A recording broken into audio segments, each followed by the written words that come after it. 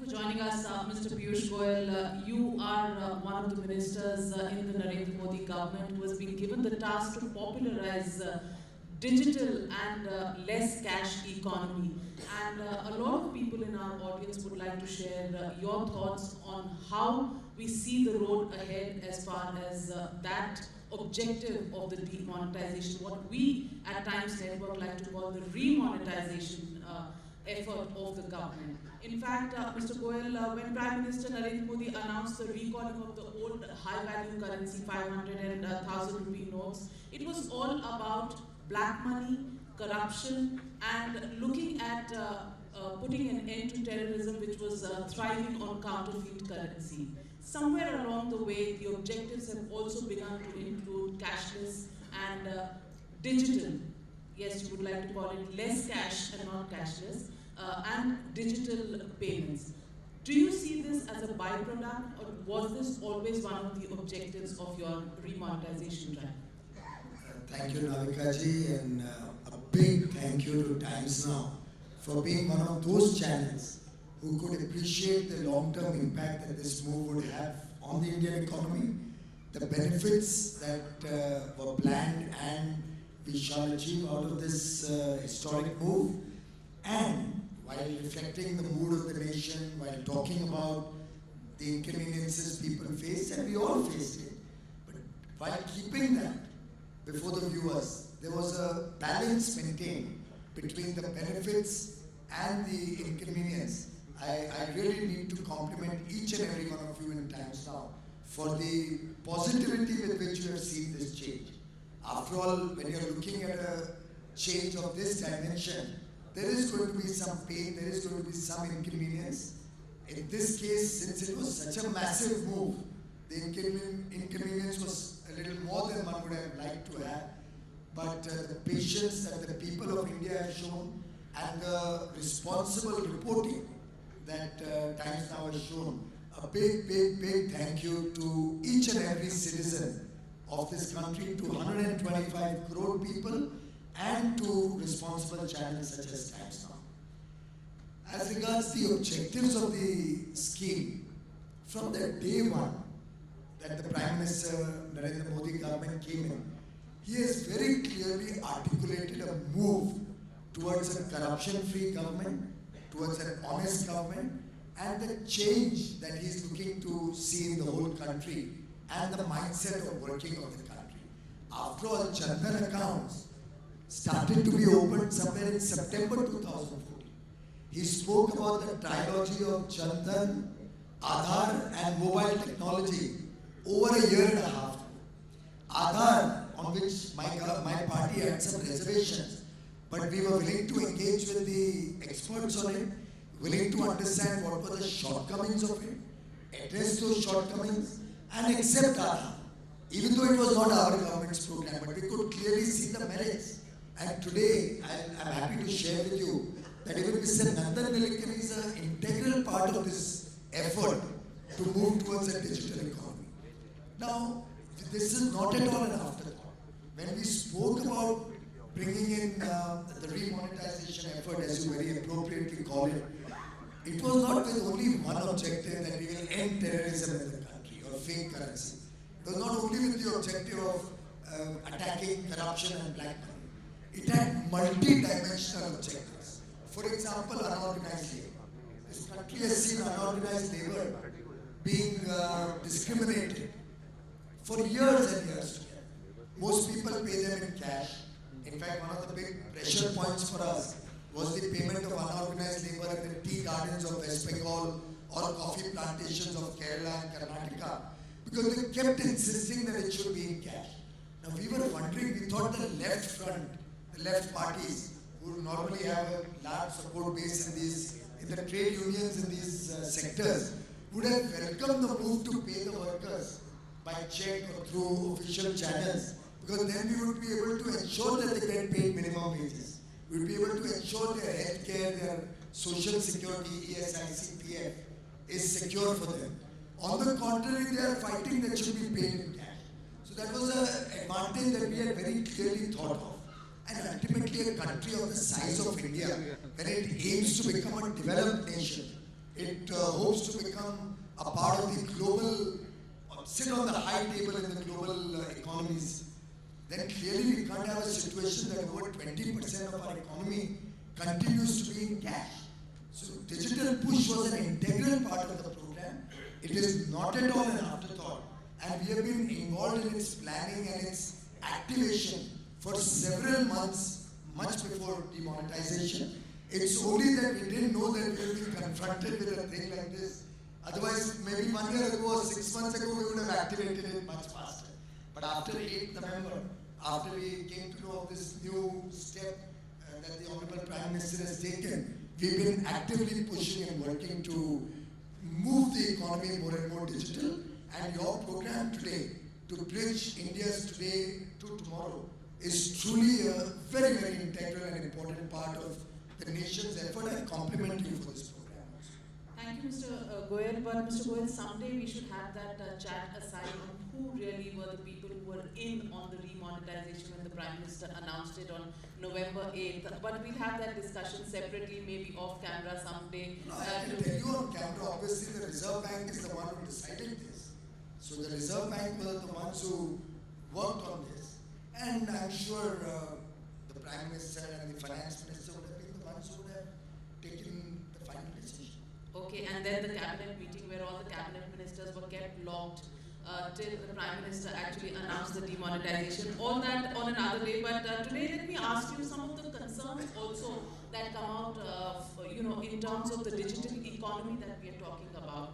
In a country where there was an ATM breach and 3.2 million ATM cards were breached earlier this year, do you think we are in a safe network environment as far as the cyber space is concerned in order to go completely digital? Well, I don't know if you stopped traveling by air or even stopped coming by car to the Taj Palace because of accidents on the way or an occasional accident in the air. But that's going to be a part of any movement.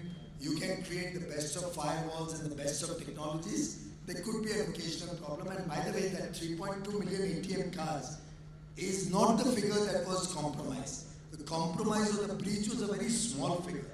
Out of abundant caution, and I have actually talked to the bankers involved in that, out of abundant caution, and that's the strength that our banking system has, that they're able to respond to a problem really fast. They looked at stopping those 3.2 million accounts till they were able to correct the breach, and then they were started again. So to my mind, it was a very much smaller problem than we made out to be. Looking at the size and scale of the country, there have been a few instances far apart, and I'm sure those are instances which we can address. And in any economic situation or any activity, I mean, we've put up this lovely room and the arrangements over here. God forbid you may find that a bottle of water went in. So it doesn't mean you'll stop putting water there. So we have to look at the positive, and in fact, that's what I have been appealing to all the media friends, that if there is a queue in 4 or 5 or 7 places, why don't you also show the 100,000 places where there is no queue? If there is a problem of, let's say, a farmer not being able to manage his work, why don't you also talk of the 30 crore farmers who have been able to ensure that India's Rabi sowing is 8.5% more than the last year? So all the positive, or if you go in a queue and talk to 100 people, when 99 or 95 of them are praising the Prime Minister, why do you edit that portion of it? So I think it's something where responsibility rests with all sections of society to participate in change and support and encourage change which is for the better, particularly the better of the future and the young children of this country. Mr. Piyush Goyal, some reports and surveys say that not more than 9% of rural India has mobile internet. In such a situation, how do you expect e-wallets and various kinds of digital programs to really work? What is the government's plan? Is there going to be a war footing way forward even on that score? See, today the mobile penetration is over 100 crore mobile phones. Even given that some of us may have more than one phone, I would suspect that about 80 crore people in this country have some form of digital connectivity through the mobile. 35 crores I'm given to understand have smartphones. The balance 65 crore have feature phones. And today digital payments have been enabled even on feature phones and more simpler mechanisms to transact. In fact, recently we had seen one presentation and the UPI is working on that. The National Payment Corporation of India is working where on a feature phone, a person doesn't have to even press one button to be able to do a transaction with a merchant. So this country's youth have a lot of innovation in them. They can really innovate and come with fresh ideas. 7-8 days back, a young boy came to me and showed me a voice-activated procedure where there is a 3-level security on a feature phone and the person doesn't have to press more than 1 or 2 digits. And as my friend Bhupendra Yadav was telling me just this afternoon that he was in some interaction like this with chartered accountants.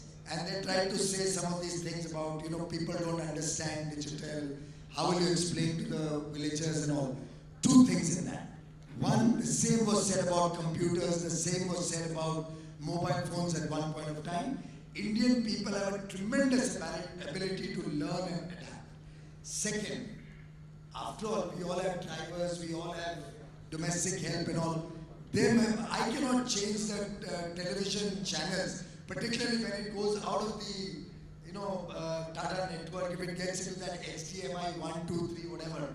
I don't know how to get it back to television. But my young domestic comes and in 30 seconds he's back on the channel, 606. So, and we continue to watch Times Now. I mean, 606 is important. And yesterday I was watching your show and you were getting very super aggressive on that 5,000 rupee thing. I'm happy to address that if you are really keen. Because I didn't understand where that aggression. Are you trying to clone the past or are you willing to change with the future? We were comparing it with political parties and, I heard the Prime Minister yesterday, he has welcomed the Election Commission's move. Yeah, there are dates for the common man of 8th of November. There are no dates for political parties. That was the point we were getting at. Yes, the Prime Minister did address. There also. Sure. Mr. Piyush Goyal, at a time when 80% of our economy is being based on cash, in India we have only 14 lakh point-of-sale devices. How do you expect this transition from an 80% cash economy to a more digital economy, with just 14 lakh POS devices available at this moment? What's the road ahead on that count? Well, we are certainly working with the banks and also with international companies to see how we can ramp up POS machines. Having said that, I'd like to caveat it. Personally, I see that 6 months down the road, POS machines are gradually going to start becoming irrelevant. And maybe 2 years down the road, we may not even need new POS machines. The smartphone today has become a POS machine. And the newer technologies that I have now been seeing have literally made the smartphone a POS machine. If you add a 2,000 rupee device and it costs 2,000 today, once I go on my LED model, I'll make sure that we get it into 300 rupees. At that point of time, you just attach that and you can actually become an Aadhaar-enabled POS with a smartphone which today costs 2,500, 3,000 rupees. Again, I see that falling to 1,000 rupees in the next few months. 1,000 rupees smartphone, maybe 300-400 rupee Aadhaar attachment, and you'll have a POS machine in, literally you can have POS machine in every home in the next 12 or 18 months. Mr. Piyush Goyal, 28% of rural India has no phones, forget internet. They have no exposure to digital means of payments. Is there an entire plan that the government has chalked out on education on this front, as far as making people in villages, even probably some senior citizens, on how to actually use these digital payment methods, because that will require some amount of training, some amount of education, some amount of interaction with the rural people as well as other people who are not used to these digital modes.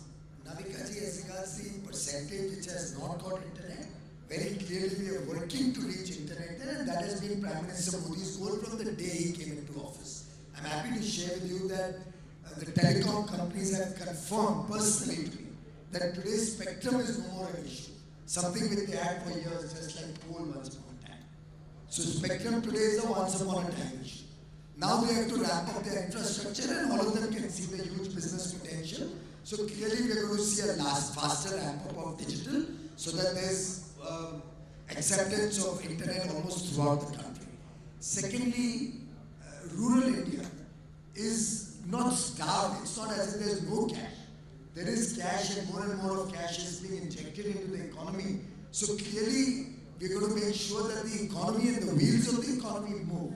But we like the wheels to go more and more digital because that's also linked to the formalization of the sector. After all, if we want the GDP to grow, a good part of it will come also from the informal sector becoming a part of the formal sector. And then the benefits of that the rural population is understanding. For example, if somebody used to keep 20,000-30,000 rupees in their home, if it gets into the banking system, they will probably earn 1,500-2,000 rupees of interest in it. And for those who have larger amounts, it could be even more. Today, in savings bank accounts, when money moves morning, evening, or regularly, also earns you some interest. So there are a lot of benefits where we need to educate. You rightly pointed out. We would love to partner with media houses such as yours to take this education to the last mile. But we are using the common service centers. We have nearly 200,000 common service centers in the country. They are like e-kiosks, where people have the ability to train the local villagers on digital technologies. We have about 180,000 post offices, where also we are trying to make centers from where we can teach banking and digital transactions. And then Prakash Javadekar, the Honorable Minister for HRD, has engaged with the school and college children. And children take to digital like fish take to water. And we have crores of children all over the country. The demographic dividend is truly that leverage which we are hoping will take digital to the last man on the street.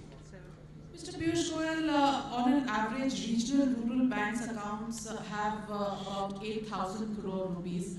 Out of the fact that there are 25 crore such account holders in the country, the 8,000 crores account for only 350 rupees per account holder coming into their account.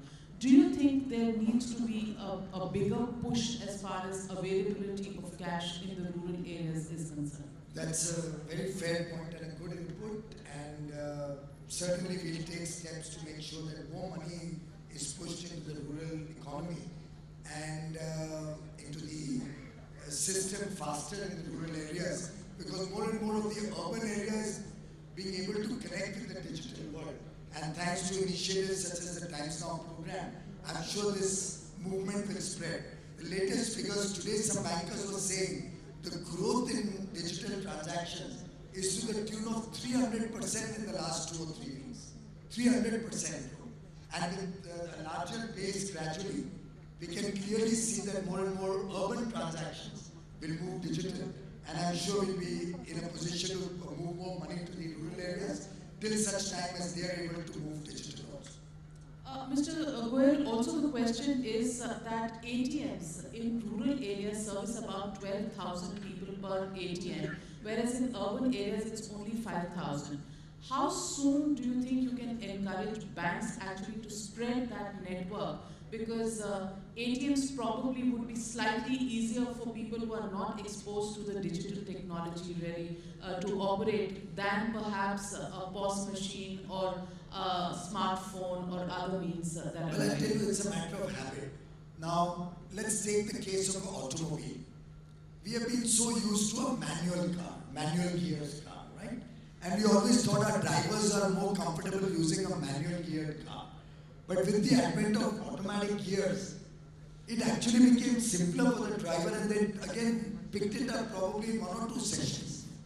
Similarly, once the person gets addicted to a digital transaction, he realizes it makes no sense. You first take the effort of going to an ATM, withdrawing cash, and then spending everywhere with cash, taking back change, keeping an account, forgetting where you spent your money. Then your wife asks you what happened, I had given you 2,000 rupees and you're struggling to remember where you had spent it.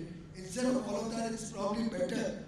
And people, once they get used to it, and then it becomes through digital transactions, literally a one or two punches on your phone and money can move from one account to the other.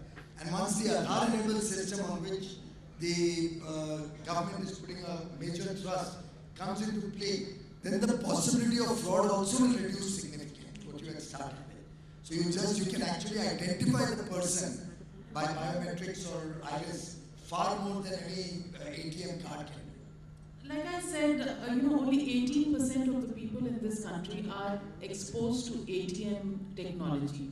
Given the fact that that's such a restricted exposure, how do you expect the change in mindset to take place? Is this something that you had anticipated when you went on to announce the demonetization exercise? Or did you have plans for any large-scale education of people to really expose them to digital transaction systems? Navikaji, the department has been working on this for quite some time to expand the education.